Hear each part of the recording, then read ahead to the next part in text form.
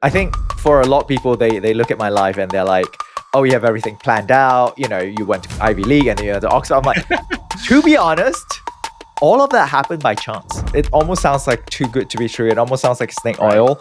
Because when ketones or exogenous ketones were invented, it was merely for military use. Give us just like the whole, kind of high level of ketones, and then we'll dive into some studies, high athletic performance, all kinds of different stuff. Sounds good. So basic ketone 101. Ketones are essentially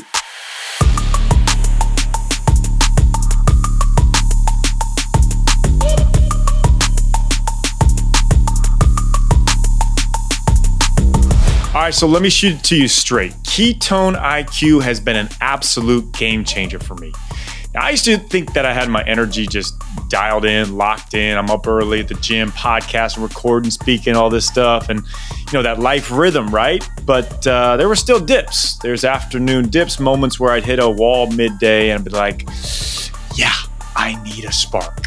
And that's when I started using Ketone IQ. So it's not the, caffeine jittery high that you get with coffee and all of that. It's a whole new level. Focus, mental clarity. It's clean. It's a locked in feeling.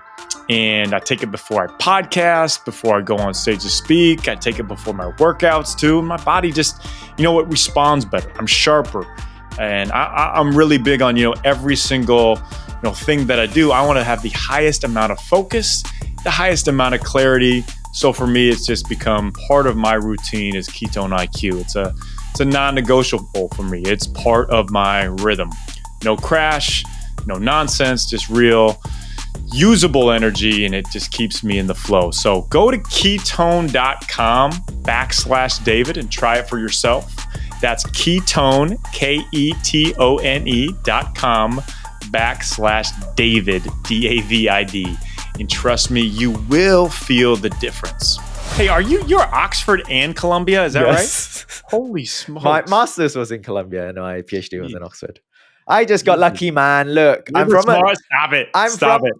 a developing country. I tell people all the time, English isn't even my first language. I had to learn English as my second language. So, it was very, very fortunate that I got into these universities.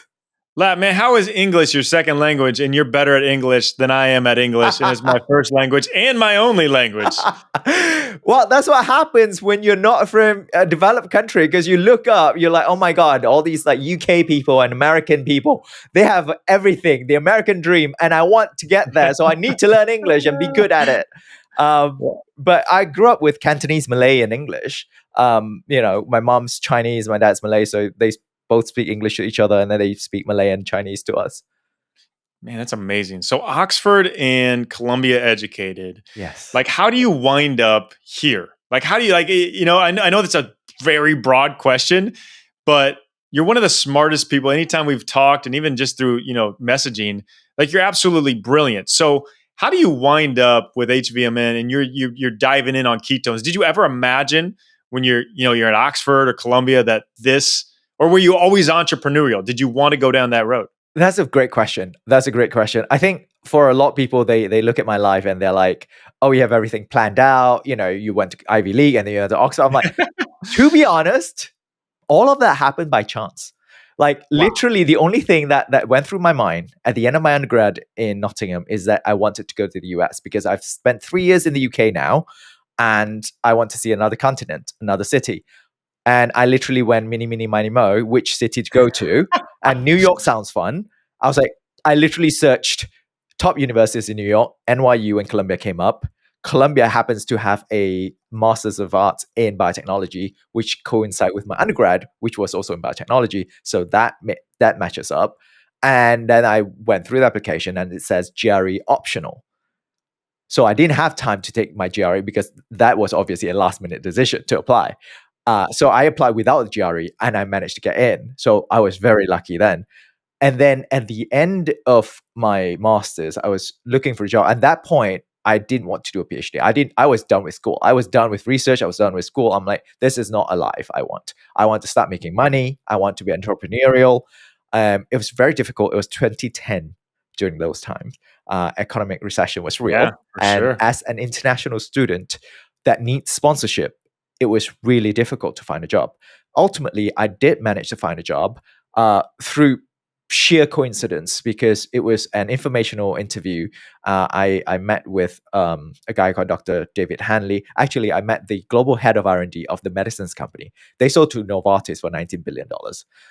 They are based in New Jersey, pharma. They focus on critical care pathways. And I met the global head of R&D, Dimitri. And it was just like, I know that you guys are not hiring. I'm just trying to learn about the industry. I was very clear with them. Dimitri was like, he's Greek, and he's like, I believe that everyone deserves a chance. So maybe you deserve something, and if we have something, we'll call you. 3 weeks later, they actually called me. They have a entry position, clinical trial coordinator. And Dimitri, fun fact, also got his PhD from Oxford. So you see how that started now. So his supervisor was a Nobel Prize winner. I can't remember the name though. And they offered me a job. I started working there. And during my year working at the medicines company, and they're called the medicines company, they're like, which pharma company? I'm like, the medicines company. They're like, yeah, which one? I'm like, the medicines company. And I worked for them for a year, and then I got inspired to do a PhD because people in that company were so entrepreneurial, and yet having that knowledge of a scientist and having the curious mind of a scientist.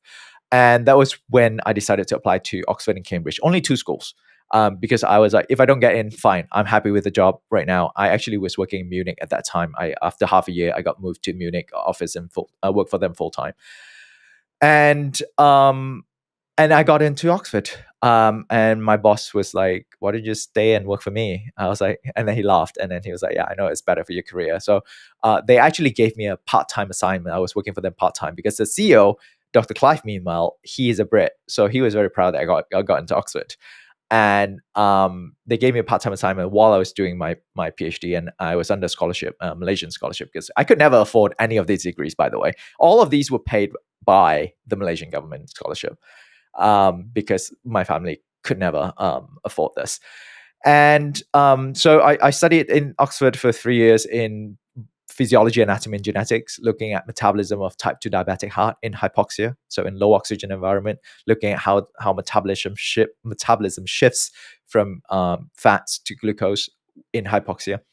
And then after I finished, I was going to go back to the medicines company, but they were closing down all these European offices. So a lot of people got redundant, and subsequently I had to find new jobs. And at that point, because I wanted to learn more about business and be entrepreneurial, a lot of PhD students or PhD grads, they would go through the management consulting route to be a generalist, work for McKinsey, BCG, Bain, be the generalist, learn about business that way. I was like, okay, I'll go through that because that's the only way that I've been pitched to. And then one of the startup guys that I met throughout the career, the job hunting process, he was like, if you want to be in a startup, if you want to learn about business, why don't you just go to a startup? I was like, good point. Good point. Why am I going this roundabout way, this transition as a generalist consultant before going to a startup? So then I decided to go back to Singapore, Southeast Asia. I went back to Malaysia first, and then there was a job in Singapore that I applied to, and I became the director of business development for a diabetes management program company. And they have an app. They get people to track their foods, track their activities, have access to dietitians that advise them on foods and all that. Because my passion has always been in chronic diseases. My late father died of stroke, and he had a heart attack before that. And that was 20 plus years ago. And then my mom's side has very high rate of diabetes and obesity. So that has always been in my family and has always been in my sort of blood. And I've always tried to learn and also apply for myself. So then I worked for them for 1.5 years, came out, started my own health tech company in Malaysia, ran it for 1.5 years. And then I got introduced to H.V.M.N. in 2019 via Brianna Stubbs. I don't know if you know her. Yeah, I know, for sure. So, yeah, I've known the team forever, man. So it's Bree and I Bree's awesome. came from the same lab of Kieran No Clark's. way. Yeah, I graduated 2 years before her. So I remember teaching her doing I think it was like triglyceride assays or whatever, because she did more clinical work with like humans. I did more like animal work with rats. So all these different enzyme assays, I do more. But then obviously when it comes to running like athletes and muscle biopsy and all that, I have no idea how to do it, and she does that. So we would like trade techniques and all that. So she graduated 2 years after me, and I just happened to catch up with Bree because Kieran, the head of the lab, went to Malaysia to give a lecture and a symposium. So we had dinner. And Kieran was like, "Oh, have you heard from Bree? You were in the startup world, and she's in the startup world. H.V.M.N. Then you should connect." I was like, "Oh yeah, I should reach out to her." So I reached out to her. We chatted, and then she was like, "Actually, we're hiring. Are you interested?" I was like, You know what? That's interesting. Why don't you just hand my CV over to Jeff and Michael?" And then they had Skype calls with me, and then they decided to fly me here in June and put me up for a week. Met with the whole team, gave a presentation in front of the whole team on the last day on Friday, and then walked to In-N-Out, my first In-N-Out ever, and had burger while they offer me the job offer. I love it how you remember that too, man. Because it was like my first time. Went all the way to North Beach, walked, up that hill, and animal style. Did you have an animal style? Flying Dutchman? What was your? I can't remember. I think I didn't know. I didn't know all those secret codes. I was like, what? Was whatever you guys just said. It was not on the menu. So I'm like, I don't know what am I getting. I'll get whatever he's getting. So then in August 2019, I officially moved to San Francisco. They paid for my visa and everything. I was on a O1 visa, and then 2 months later in October, the immigration lawyers actually told me that I was eligible to apply for a green card. The EB one, the special one for scientists, because I had all the paperwork. So I just applied, and I got approved in November. But because of the lockdown, I applied for the adjustment of status in March. They didn't even interview me. 5 months later, I got my green card in my letterbox. Wow, man. What a wild ride. Isn't it crazy? Just like one thing leads to the other. Like, you're right. Like people from the outside can look at like, he's got it all planned out. He knows it. No, it's one relationship. I always think life's a long hallway, man. Like you open the door here, you learn something, you go out, you keep walking, you go in this next door, you learn, and you just keep on going down the path. But I find it very interesting if someone, it's funny you say that too, of like, how well educated you are, obviously. But you're like, well, I didn't know about business until I got into a business, into a startup. And that's how it works. Yeah. And it's fascinating. And it's scary. It's always the unknown that scares people off. Totally. Right? Totally. It is. It's that kind of fear. I think one, if there are, two main takeaways, I would say, when people ask me, should I do a PhD? I would say, run away. Right? It's a chore. It's a commitment. It's like I would say, your relationship with your supervisor should be a good one, because if you're not, it's like a bad marriage that you can't get out of for 3-4 years or 5 years. That is, it's the truth. But if there are two takeaways from which I've learned to improve myself throughout my PhD, were the two things were, one, the fear of the unknown, like not to fear the unknown, because a lot of things that you do during a PhD will be completely new. You'll be taking the techniques from some other group or some other research, and you are to improve it by your own critical thinking and creativity. So you have to try everything yourself, and until you do it, you won't know whether or not you will succeed. And even if you fail, you are exactly where you need it to be, because from that failure, you are now improving it to perfect that technique. And then the second thing I learned was consistency, because before my PhD, I have always been taking things for granted because I've got a good memory. So I would cram the night before an exam, and I'll be perfectly fine regurgitating word by word. I can, literally see the pages of the textbook or of my notes and just rewrite it out. Wow. But during a PhD, it's a marathon. It's a long run. It's not a sprint. So you need to cash in your work every day, especially if you're doing a research based PhD. You need to do your research work every day, because I was working with diabetic rats. Those diabetic rats don't just appear out of nowhere and then disappear out of nowhere. Like you need to grow them, make them diabetic, and then put them in hypoxic chamber, do all those things, and extract the tissues and start looking at the tissues. So that's one thing that helped me with consistency, which also applies now to my real life when it comes to working out, eating right, sleeping right, and you get blips here and there, but it's about getting back on track seamlessly. Yeah. Yeah. And I mean, as important as ketones are, and you're continuing to find out through these studies that we'll dive into, I think you really just hit some like life lessons of very important things people can take away of, the unknown is scary. There's a book by Bronnie Ware. It's the regrets of the dying, and the number one regret is not going for your dreams and caring too much about what other people think. Basically, worrying about the unknown of what others think or what life has for you. So I think just your story there is a testament to, man, you didn't have anything given to you. You didn't have anything figured out, and you're still figuring it out. We're all still figuring it out, and that's totally okay. But that word consistency is the magic word of consistently, just how you show up. Like I've seen you show up, for me, and just the way you show up on this podcast, just the way you show up in life for people. Like that is, I think, bigger than anything else. Any business that, you're growing or I'm growing or anybody's growing, like that is the way you change lives, is the way you make people feel consistently.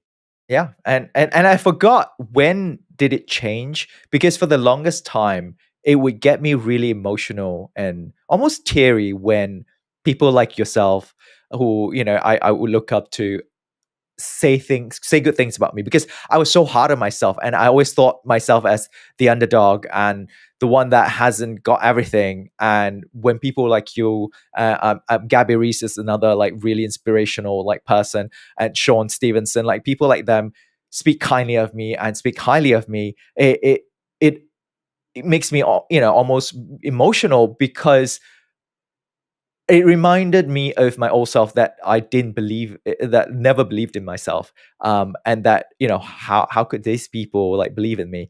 But at some point, it sort of changes. Like, you know what? I need to start telling myself I am worth all this, because all these people are already saying it to you. You just need to believe it yourself. Yeah, man. I think it's a hard thing, right? Like I call it, don't be a blessing blocker. Like people want to bless you because it's truth. And like for you and like you saying Gabby and Sean, like they speak it because it's truth. And it is hard to accept it sometimes because we always see ourselves as who we were. But even when you say that, like me stepping into this room with you, I'm like, dang, I got Latt on here. Like this guy's a genius. This, like, I look up to this guy. So it's always that funny dichotomy of like, it's probably the other way too when you think other people are the other way. Absolutely. It's what you don't have, right? Like I'm like, yeah, I have 100%. all these degrees, but I'm like looking at all these like entrepreneurs, they're millionaires and they have only one degree, like why did I bother? I should have come out and start working, like stuff like that. That's funny, man. Well, hey, let's dive into this. Let's dive into ketones. Let's go just a high level for the audience. I think most of the audience is pretty familiar with ketones, but can you just give like the overview, maybe a little comp, and like people know coffee's an energy booster or pre-workout. Like give us just like the whole kind of high level of ketones, and then we'll dive into some studies, high athletic performance, all kinds of different stuff. Sounds good. So basic ketone 101. Ketones are essentially a super fuel. If you think about fuel for your bodies, you will always think about fats, glucose, and proteins, right? Those are macronutrients that your body can use directly and metabolize them and create ATP, which is the energy source in the cells. Ketones can also be metabolized and create ATP. The difference is when ketones are present in the body, it has been shown that certain organs, including the muscle, the heart, and the brain, they preferentially take up ketones because they find ketones to be more efficient in creating in creating energy, and also at the same time having some signaling properties that we can get into later on metabolism and metabolic health. So that's ketones in general. So where do ketones come from? Is this a new drug? Or no, ketones have been around from as long as the first animal or first organisms that can metabolize fat, because it is being broken down from fat in your liver, and it creates a shorter version of a fatty acid, if you would, so that your body can use it for energy. Now, why is ketone being created? It's because when you are low on glucose and glycogen stores, your brain primarily function on glucose, but when it's low, it needs some other energy sources. So what other energy sources are there?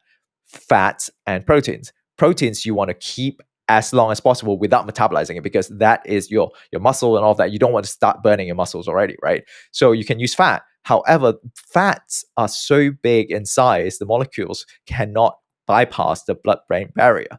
So in order to create fuel that the brain can use, the body then converts fat into ketones and send it out to the brain to be metabolized. So having said that, the physiological condition at which you have to be in order to create ketones is that your body has to be very low on sugar. So either you are doing intermittent fasting or doing a ketogenic diet where you're severely restricting your glucose intake. And that way you are producing your own endogenous ketones. So the word endogenous refers to the internal production of ketones. If we're talking about ketone IQ, which is ketone supplementation, it's an exogenous ketone. Now, because of technology, we're able to create ketone, the molecule, outside of your body. That way, you can just directly consume it regardless of your physiological state. Whether or not you have glucose in your body, you can still have the benefit of ketones and have access to all these ketones. Yeah, I love it. It's kind of like, like high level in people are familiar with the ketosis, ketogenic diet. It's basically it's that benefit you're able to kick it into gear with ketone IQ. So let's talk about sports performance. What have you seen? And, maybe it can be in studies that you've done, but just in like mind blowing type of situations where people were using ketone IQ or had high level of ketones, and you're just like, oh my gosh, that is like, I did not think that could, have there been any of those type of moments? Yeah, we have. We have athletes who have used it. Anecdotally, they have experienced how subjectively better they feel, how much more alert they feel. Obviously, there are also studies that have been published already in endurance sports, mainly because we have shown that ketones increase the performance in endurance exercises. It increases glycogen sparing, which means your glycogen depletes slower as you are exercising. Therefore, you can have a tank for a longer run. But recently, as of I believe in January, we published a paper with University of North Georgia looking at anaerobic exercise. So for the first time in history, we are looking at anaerobic exercise. The reason being, why is it first time in history, is because, as I said earlier, ketones came from fat, right? So we're thinking fat is more um, usable in an endurance setting, an aerobic setting, rather than a high intensity anaerobic setting. When it's high intensity anaerobic exercise, our bodies will automatically choose to use glucose, which is still true to this day, by the way. However, when we give these participants ketone IQ, we have experienced that these participants not only have higher average power, they also have higher peak power, higher cadence, as well as lower fatigue index. And the experiment specifically is a Wingate test. So they have to go on a stationary bike. They sprint for 10 seconds as hard as they could, rest for 30 seconds, and go back on for 10 seconds, do this for 5 sets. And we measure their performance, their sort of power, their cadence, and the fatigue index. And all across the board, we saw an improvement when they're given ketone IQ. Now, do note that these participants were not on keto diet; they're on a normal diet, and they were given standard breakfast a few hours before the experiment as well. So they are not fasted. Well, that's so interesting, man. Again, yeah, I've seen this in a 2016 study. It was a 2% improvement in time trial for cyclists. So I've seen it done in a lot of cyclists. This is it's great. This is it's a very interesting one. So I'm thinking like, anaerobic, there's obviously benefits. Is there any benefits that you've seen through strength basis? At the moment, I don't believe we have any studies that look at strength. I do get a lot of feedback from athletes who are doing strength training. It's not that they are able to feel stronger suddenly, but they certainly feel more focused and therefore can focus on the form, which makes the lift a little bit easier than normal, if you know what I mean. So what we postulate that may have happened in the anaerobic study is also the effect of ketone IQ on the brain, that exert the similar effect of caffeine. So sort of analgesic effect that numbs the pain when it comes to anaerobic lactic acid accumulation in the localized muscle area. And because of that, you feel less pain. Because you feel less pain, you can push more. That is also a sort of postulated hypothesis.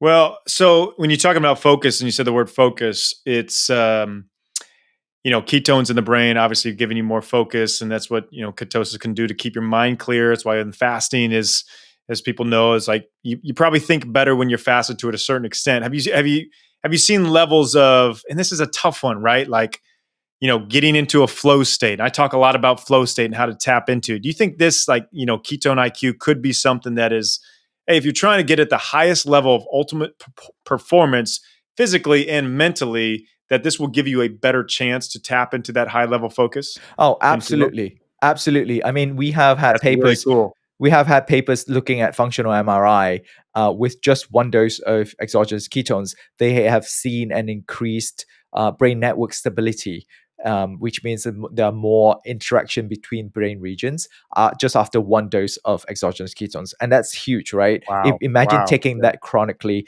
taking that for a long time, longer period, and really train your brain to function optimally on ketones. And another great thing about exogenous ketone is that it is not like a drug. It is not like a stimulant where you build up resistance. Yeah. Because that is a very common question. Is that if I Oh, take it every wow. day, will I build up resistance? Because I need 5 cups of coffee now versus Huh. only a cup.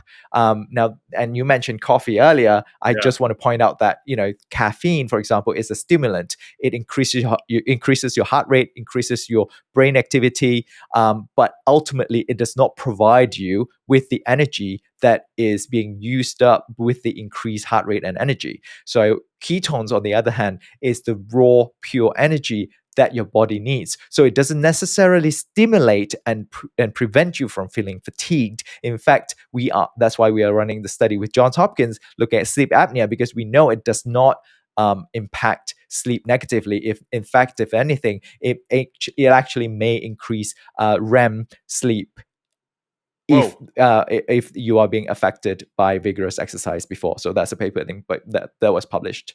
So when you have vigorous exercise, your REM sleep decreases, your stress level, your adrenaline, noradrenaline, your dopamine decreases, your adrenaline and noradrenaline increases, and that gets mitigated with ketones.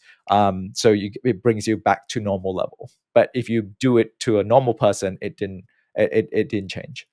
Well, let me double down on that real quick, because I guess I didn't realize that. So you're saying essentially in the study going on with Johns Hopkins is you could have ketone IQ at 7 o'clock at night, let's say, and your sleep would not be affected, but potentially could improve your sleep. Yes, Oh my correct. gosh, think about that. Between that and coffee, Yeah, if you're having at 7 p.m., you're screwed. yeah, You're not going to sleep. yeah. Whoa. So is Yeah. this all right? Let's go deeper into this study. Is this study?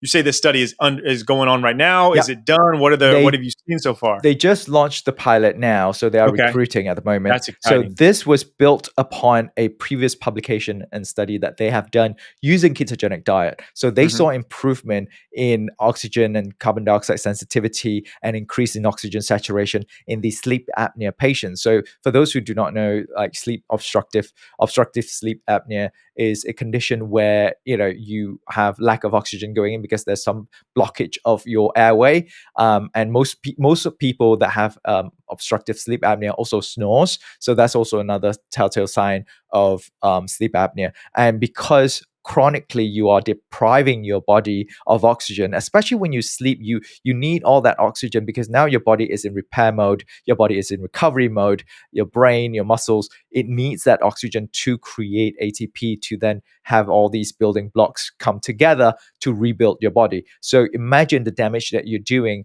over time if you are depriving your body of these oxygen molecules, right? So what happens then? Sleep apnea increases risks of mortality, cardiovascular disease, obesity, all of that, or metabolic diseases. So what they have seen with ketogenic diet, they are expecting and hoping to replicate that just with ketone IQ, because then a lot of these people who are not who find it difficult to adhere to the diet itself can achieve the same results with just one supplement instead of having an overhaul of your lifestyle and your diet. So one difference though, I mean, I do take it before bed. I take it immediately before bed. I wouldn't recommend take it like 2 hours, 3 hours before bed, because especially when your brain is active and you are watching TV or you're thinking a lot, like it will keep you up for a bit. But if I take it right before bed, I do find myself sleep better. A lot of athletes, they also start tracking their recovery score with Whoop, Fitbit, Garmin, or whatever. You can do that for yourself if you're listening. Just try it and track your own recovery, right? Because our athletes have reported improved recovery and reduced soreness from the workouts, and thus they can go harder the next day. Man, you know what's interesting? Like it's like I'm a coffee nut and obviously I drink a lot of coffee, but it is to the point of where it's not that the coffee gives me a boost, it's that if I don't have the coffee, then I'm getting headaches and it's almost the the detriment effect of it. But Ketone IQ, so I have known, so when you talked about Bree earlier on, like I've known you guys for the longest time. I don't have many things in my daily routine that I'm like, this is what I'm going to do. But like Ketone IQ, I've probably since like 2018, maybe like even before you were on board. It's been, coffee, Ketone IQ, and And at that point, you were drinking maybe ketone ester probably too. it was Ketone Ester. That Yeah, was it it. It was was the Ketone Ester. very bad tasting ones. Yeah, Yeah. It was, but I I, always knew like, hey, you know what? I want to get the benefits of the ketones. I would do it normally before a workout. yeah. Man, that's just crazy just thinking about $33 that. a pop. Yeah, it was different, man. Yeah, you guys have really come along. I wish I would have invested in you guys a long time ago. Like that would have been the smartest move I could have done. That's why I said I wish I joined the company earlier. You know. Okay, I want to talk about appetite suppression, and I Yes. think this is one of these hot topics in today's age with the GLP Ozempic market and everybody trying to suppress their appetite. How does ketone IQ and ketones work into appetite suppression? And I think you guys have a study going or finished in this as well. Yes, we have a current study that's ongoing with University of British Columbia with Dr. Sarah Purcell, and we have completed the healthy population, and now we are finishing the obese population. So hopefully, middle of this year, 2025, we will wrap it up and publish the results. And we already know the effect of ketone ester on ghrelin. It reduces appetite via ghrelin. And we also have a specific paper that looked at butanediol, which is the active ingredient in ketone IQ, having an effect on the brain, on a leptin sensitizing effect on the brain. So the brain becomes more sensitive to leptin. So for people who do not know, ghrelin, the higher your ghrelin is, the hungrier you are, and leptin is the satiety hormone. So you secrete you secrete leptin to tell your brain that you are full. So just because someone is not hungry, it doesn't mean that they're full. So you need two hormones instead of one. Actually, it's more than that, but they got peptide YY and all that. But the main ones, that are being looked at are leptin and ghrelin. So in this study with UBC, we're looking at peptide YY as well, and looking at the overall calorie consumption throughout the day.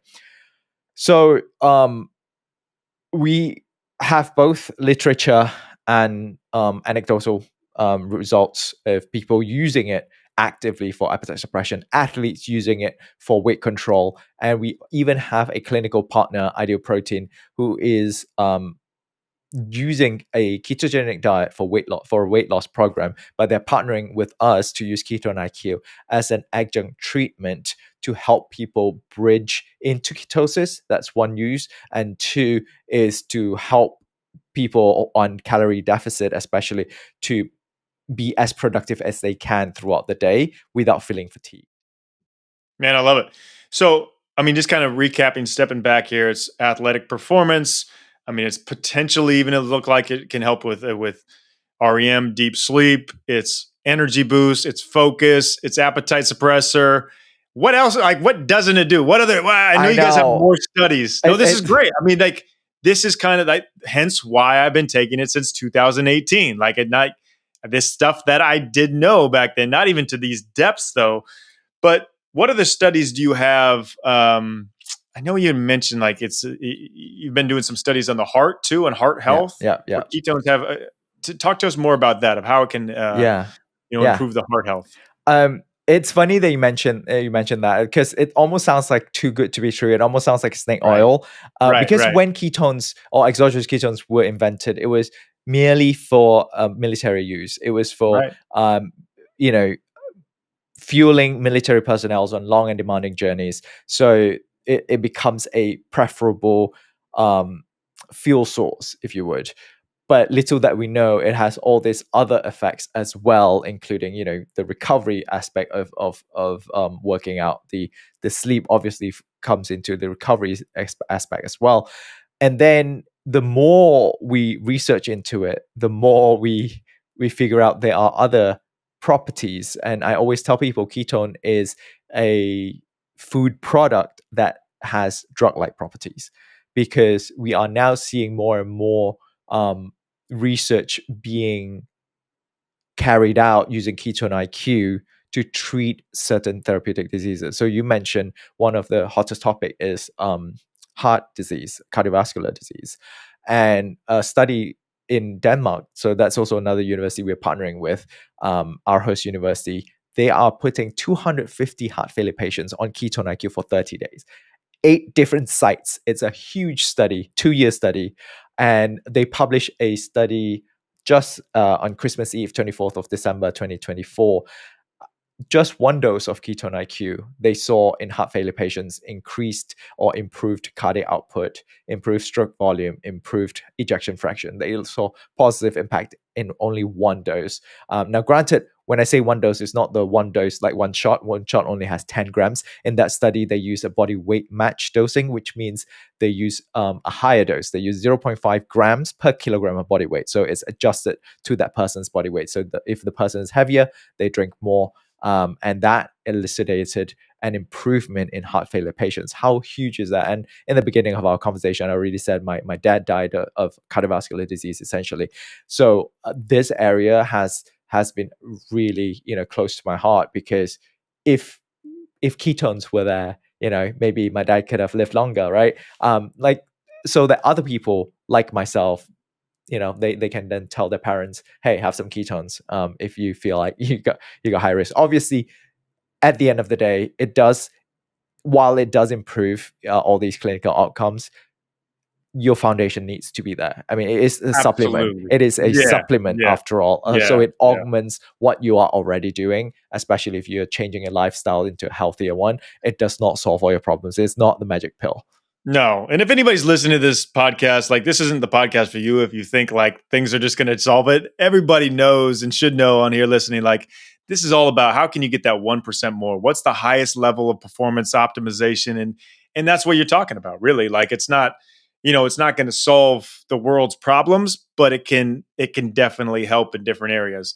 Now let me play devil's advocate for a minute here. Is there anything that you've seen that you've been like, well, it might not help in this area, or it might hurt even in an area? Is any of that happen through ketones? So when it says it might hurt, I think one scenario is people who are at high risk of hypoglycemia, so having low sugar, low blood sugar. So what we have seen is that across the board, when you have exogenous ketones, your blood glucose tend to drop, because I assume it's because your body recognizes that it has a more efficient fuel. Therefore, I don't need to make as much glucose to circle around the body.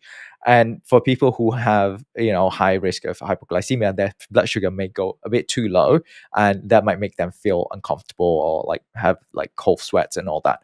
So I would definitely be cautious if you're one of those people, and make sure you have either a a glucose meter at hand, or a continuous glucose monitor, so that you can sort of monitor your glucose level.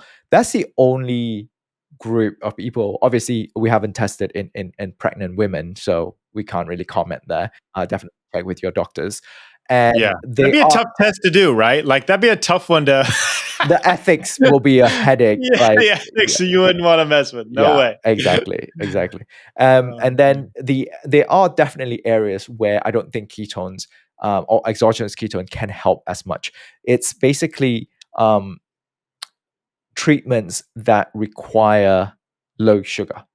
So when people use ketogenic diet, in a lot of cases, yes, they can use Ketone IQ as a way to circumvent the diet and make it more convenient for the people, for the patients. However, there are certain therapeutic areas where you do need the overhaul of that diet. You need the overhaul of that lifestyle so that you have a constant low insulin and low sugar.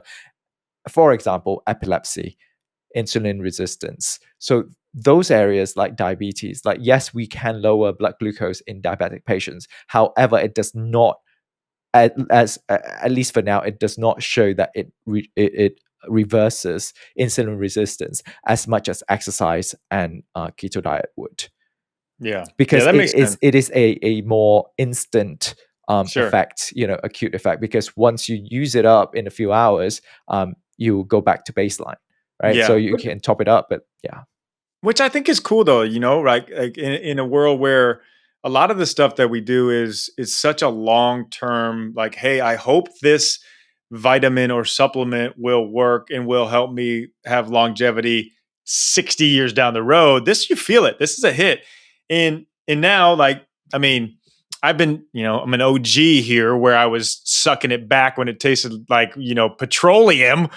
Now you've got the flavors, green apple. I know there's other great ones coming out too. Man, it's exciting times. It's exciting times. Like if I'm looking in my crystal ball, and I want people to take note of this too. Like you guys are going to be everywhere. Like what 5 Hour Energy did. That's going to be you guys from a healthy standpoint. And I think with it, just people are getting smarter, right? Like people are getting more tuned in to health, and the whole RFK and everything. Like is great.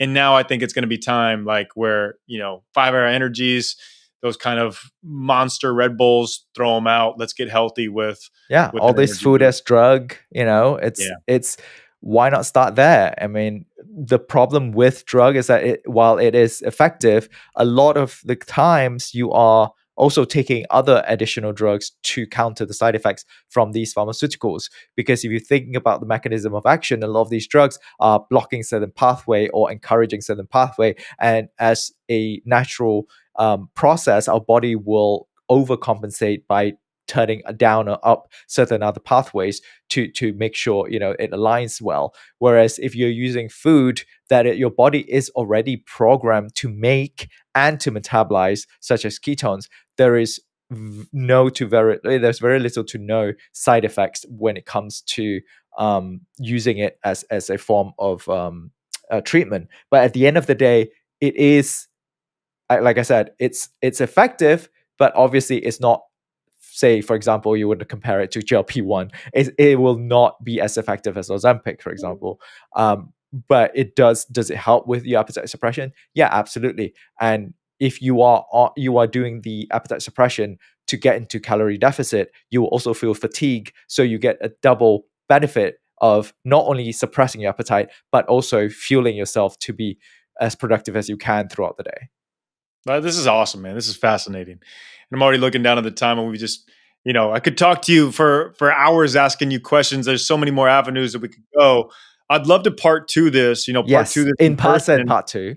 In person part two, and even like we can focus even more on like high performance athletic performance. I think there's so much untapped potential in ketones and ketone IQ in the sports world, where I know it's seen in the endurance world, but I gotta believe like this, just all the benefits, cognitively, physically, energetically, like it's gonna be a game changer that athletes and professional sports teams, I'm sure, are probably using, but will become even more mainstream. No, absolutely. I think right now, apart from the taste, I think the taste is probably the hardest barrier, because on the benefits, I don't see any drawback. It's a fruit product, no side effects. You're not only getting the physical performance, you're getting the cognitive performance, which a lot of people do not get because they have been, for decades only rely on caffeine as a stimulant. And that is a sprint. That only pushes you for a good few hours and then you crash down, right? And then you repeat that process and then you build up resistance and then you need more of it. So that cycle never stops. Whereas now you can have the same amount of ketone every day. You don't need to increase it. You have the same amount of boost every day. And that is what's going to power through people's day.